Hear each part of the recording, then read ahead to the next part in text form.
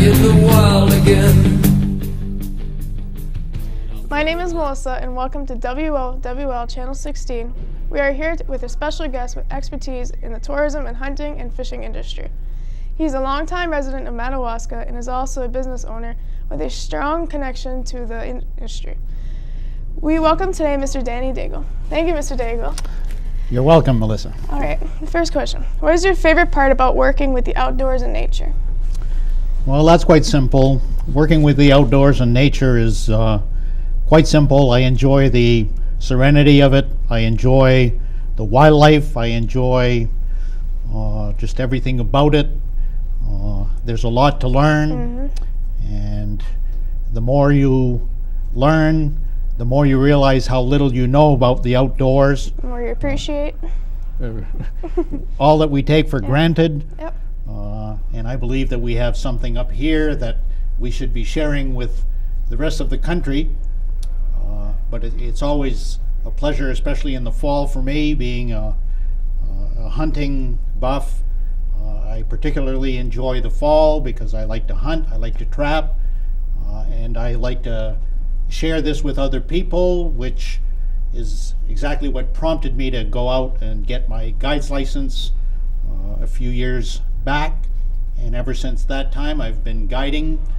We've guided people from all over, and we've had some very good success. And it's always a pleasure to share these outdoor experiences with people that have probably never experienced it, as well as going out with some well-seasoned hunters as well, and sharing this with them. Exactly. And how important is tourism in northern Maine for hunting and fishing to you?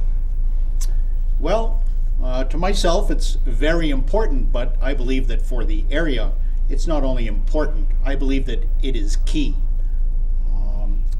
Here locally in the town of Madawaska, we've been a one-horse town for the longest time, with the paper mill being a very good employer.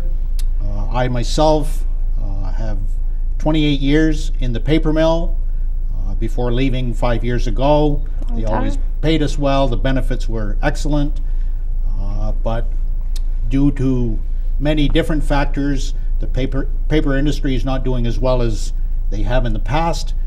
And I believe that tourism for us locally, as well as the valley, is key, because outside of tourism, we don't have too much. But I believe that tourism, if we capitalized on it, if we advertise it and promote it as we should, I believe that we could have far greater impact economically through tourism. Exactly. So I believe it's very important. And what are some facilities that you have to offer? Well, when I left the paper mill 5 years ago, I built a log cabin with the assistance of my wife. My wife was literally my right-hand man. And we built the log cabin. It's a 20 by 30 white cedar log cabin. It's an authentic log cabin. I cut every tree myself. It's not a kit. We have a large fieldstone fireplace in the cabin. We have a loft area with a large two-person bathtub up on the loft. Yep. That's the honeymoon suite. We took extra care, and our log cabin, which is known as the Moose Chateau, is actually our pride and joy. That's the luxurious cabin. And right when we were almost finished the cabin, my wife said, "I quit." And at that point I knew when she says I quit, it's I quit. Yeah. So I was on my own to build the second cabin. The second cabin is a stick-built, rustic cedar shingled cabin, 2 separate bedrooms. I'm pretty sure you have a website. I've seen these pictures on, if I'm not believing. Yes, we have a website with all of the information. We have a photo gallery with pictures, photos of both cabins. Our second cabin has just recently changed name. The original name of the smaller cabin was the Moose Shed. A lot of people don't realize that moose lose their antlers every year, and an antler that a moose drops is known as a moose shed. Yeah. But outside of Aroostook County, I don't think anybody knows what a moose shed Probably is. not. And a good friend of mine was telling me, Dan, you got to change that name. So we've changed the name of our second cabin to the Cozy Moose. There you go. Perfect. And what are some of your services and communities besides your lodging? Well, as far as our services, until a couple years ago, every fall I was doing some fully guided moose hunts. But for different reasons, I've abandoned the fully guided moose hunts. If a client or if somebody would be interested in a fully guided moose hunt, we certainly will accommodate them and offer a fully guided moose hunt, Yeah. but I would not be the individual going out on the moose hunt with them. The gentleman that I have is certainly a very, very good and able guide. He's an excellent moose caller, but I prefer to stay at home now. We do rent out both our cabins to moose hunters during those seasons. We have a good game pole, solid game pole to skin moose, and then from there I have a large walk-in cooler for refrigeration for the moose. Yeah. I'm very particular about how moose meat is handled. These people are paying some good money for a moose hunt, Exactly. and certainly you wouldn't want to see your moose meat going bad. Yeah. So we have a refrigeration unit at home which is able to hold 8 full-size moose. So I like to stay right on the premises, give some help to the moose hunters Yeah. in any way that they might need to make sure that their moose meat gets into the cooler in good time, and to assist with anything else that they might need. Exactly. And what is your success rate with your hunting clients? Our success rate, I've guided 28 moose hunts to date. We've taken 27 moose out of 28 hunts. That one individual that did not get a moose did have an opportunity to shoot at a moose, Really? and he missed. Oh, that's unfortunate. So if you do the math, we would be batting 96%. That's really, really good. But this individual did come back on a subsequent hunt with his son, and his son shot a beautiful moose, trophy moose. Had a 58-inch rack, was a 900-pound moose, just a beautiful animal. Really? Yes. Sweet. And where would your facility be located exactly? Our facility is located in Madawaska. We're exactly 5 miles out of dead center Madawaska. We're up on the Daigle Road. We're at 297 Daigle Road. Our facility overlooks a 1-acre trout pond. The 2 cabins are right there. My personal home is just adjacent to the 2 cabins. Yep. So we're right there in case our clients or our guests need anything. We are open year-round. We cater to snowmobilers, hunters, vacationers, or anybody else that wants to come tour our part of the country. Yep. And what about the most interesting thing that's ever happened to you in the woods? Well, the most interesting things that are of great interest to me sometimes are of great interest to others. Yeah.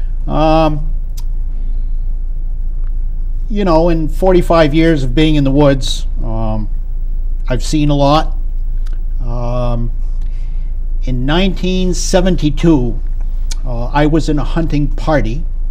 We're sad to say, one of our parties was involved in a fatal hunting accident where one man died.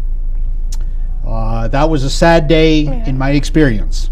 But on the flip side, a few years ago, I had a hunting cabin up in the Allagash, and I would actually take 4 weeks off from work, the month of November, and I'd go up to the camp to hunt and trap. And that particular day, I was checking my traps, and I was coming into camp for lunch, and there was a lumber operation just short of our camp. And when I was coming in, they were actually all in the road with the machinery, so I actually couldn't get by. So I get out and started chatting with the boys, and the individual that was driving the big mechanical harvester, the feller Buncher, told me, he said, "Boy, did I take a jolt this morning. He said, my machine, one of the tracks drove over a great big stump, and he said the machine slid and I fell right on the joystick and it poked me in the ribs pretty hard. He says, I think I might even have a broken rib. So years ago, I worked on the ambulance service. I had the EMT training. So I started to question him a little bit because I knew the history of the family. Yeah. 2 weeks earlier, his younger brother passed away of a heart attack. Oh. So I asked him, I said, do you have any pain anywhere else? Well, he said, my arm. I said, well, have any numbness in your arm? Yeah. He said, my left arm's all numb. Really? So then I said, how about, in your jaw? Well, he says, there's a tingling in my jaw. I said, you need to get into the hospital to get checked. Right away. So he said, oh, no. He said, I'll be all right. I said, no. I said, you need to get checked. Mm-hmm. I said, I'll gladly give you a ride down. So he said, well, you'll lose an afternoon of hunting. I said, listen, I'm here for 4 weeks. Yeah. So his buddy said, no. He says, you really think he should go in to get checked? I said, it's not a matter of choice at this point. He has to go get checked. So he went into the hospital, and that's the last I heard until I came out on Saturday. His sister and her husband, John and Patty Voisine of St. Francis, they owned John's Country Store. So I stopped in at the country store on the way home to see how he was doing. And his sister Patty says, well, he's down in Bangor. I said, what's he doing in Bangor? She said he was having a heart attack. So she says, you actually saved his life. That's for sure. So, that never left my mind. Sure, he thanks you every day. Well, so we've actually seen both sides. But other than that, as far as out in the wild, I've had a lot of experiences with animals. I found a small dead deer one morning and it was fresh. And I actually thought somebody had shot the deer, but it had just been killed by a Canadian lynx. Really? And I ended up seeing the lynx. I got up in a tree stand and I thought I'll just watch. Yeah. And the lynx finally came back to the deer. Nice. I've come really close to some moose. I met a moose. I was walking up a trail and the moose was coming down one morning and I just stood there motionless.